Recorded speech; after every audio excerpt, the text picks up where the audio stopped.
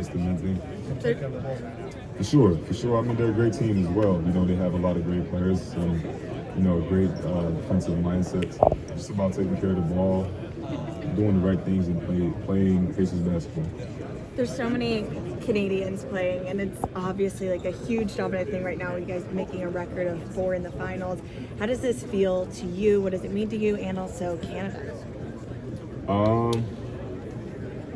It's a great question. I think it means a lot, for Canada. You know, I think that all the players coming from Canada, and you know, I think there's just more and more every single year. So it's a great thing for Canada basketball. Est-ce que c'est possible de redire en français, c'est quoi ta relation avec nous, et à quel point tu trouves ça spécial que deux gars avec le même background se retrouvent en finale aujourd'hui?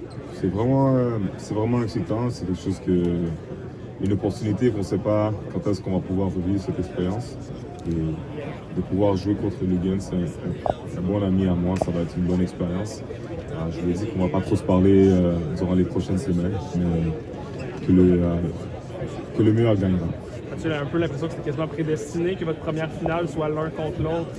C'est un peu fou à penser pour de vrai, mais comme j'ai dit, je ne sais pas trop penser à ça pour maintenant. C'est quelque chose qu'on va pouvoir parler dans 15 ans ou dans 20 ans quand notre carrière va être finie. Alors, je pense que c'est une bonne chose que je puisse me concentrer, c'est de pouvoir celui qui gagne.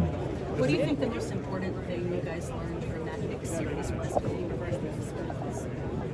I would say the possession of the ball. It's been big for us, and rebounding. Obviously, it's trying to get to the NBA Finals. It's great teams, and they get to adjust, super quick the next day, the day after the game. So pretty much just taking care of the ball, and just making the right plays. Ben, how much sitting out last year had a fueled or set you up for this moment to excel and put a chip on your shoulder? It's a great question, man. I remember last year I was like, man, not being able to play. Even if I wanted to, I couldn't, with my shoulder. But it's a great humble situation for me to come out here. I went to the finals 2 years ago. I was a media correspondent for the NBA, and it kind of allowed me to see, what the NBA finals were like. And it's a full circle moment.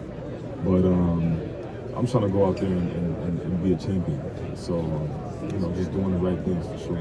Best memories you have from an NBA final when you were a kid? Which one do you remember?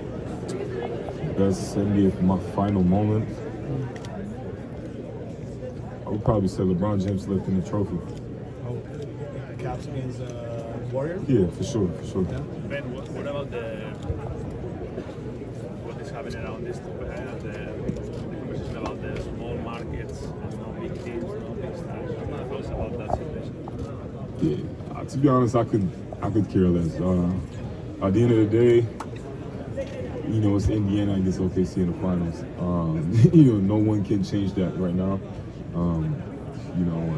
People say they won't watch the NBA finals. I guarantee they're going to watch it because there's nothing else going on. So, we have to stay focused on us.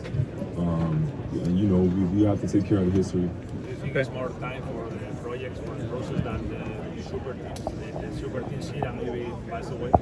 Say it one more time. If you think that since we are now in a moment more for projects, for process, and not for super teams, I mean the super teams here. That's a great question. I think that it's all about the connection that you have as a team. You can have great players play together, but if there's no connection, you're going to be exposed. But I'm not saying that's the case, but I'm saying that this year's finals proved that it takes more than talent to be performing at this level. English, French, there's some NBA Latin America, so there's a lot of people waiting for you to say buenas noches, muchas gracias. Buenas noches, ¿cómo estamos? Okay. You got some Spanish? A little bit. I'm still I'm rusty a little bit. No. They love you so much, so you can say los amo. Los amos. Me gusta mucho los tacos. Oh, you got more. A little bit. Sorprendiste, thank you. Yeah. So if your teammates come to you and say, we want to go somewhere, anywhere in Canada, where are you taking them for a good time? I got to take them to Montreal. What are you going to do with them in Montreal? Probably make them eat some poutine and show them how beautiful the city is. Si tu as-